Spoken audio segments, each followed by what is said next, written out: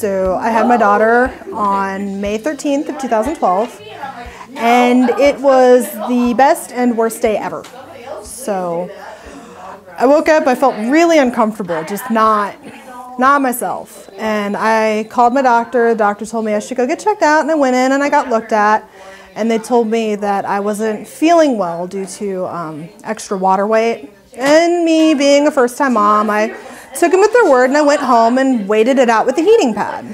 Well, a couple hours later, it got worse, just worse and worse and worse. And I felt horrible. Like brushing your hand against my arm felt like I was on fire. So I went to the hospital, a different hospital, not the one I was supposed to deliver at. And there was a lot of confusion, and I don't remember very much because of all the confusion and the painkillers. And they found out I had a uterine rupture after a CAT scan? Yeah, CAT scan. And they told me that I was going to have my daughter, and within like 5 minutes, they had inserted a catheter, which I didn't even know they were doing, which I was really impressed about because, like, you'd think when you get a catheter, you'd notice, but I had no clue. And they wheeled me into the OR, and I had Natalie about 5 minutes later, but I was asleep. They put me under. And I came back to about, 5 or 6 hours later after they had stitched up my insides and figured out everything that had happened. And they took my daughter to the NICU, which was in a completely different building. So for 3 days, I was in the ICU and she was in the NICU, and I didn't get to see her.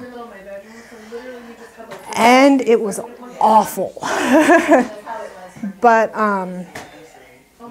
eventually at it was late. It was probably like midnight. They asked me if I was ready to transfer, and I told them, of course, hell yeah, get me near my baby. And so I took a really long ambulance ride, considering it was right around the corner, to go see my child. And they brought her in, and that was it. That's all she wrote. I was done. I was in love. So, I mean, the process of having my daughter was horrific. And meeting her was amazing.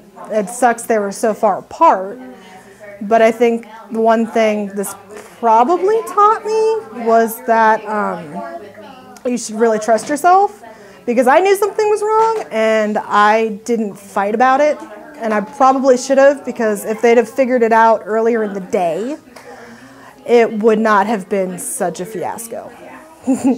And that's really about it.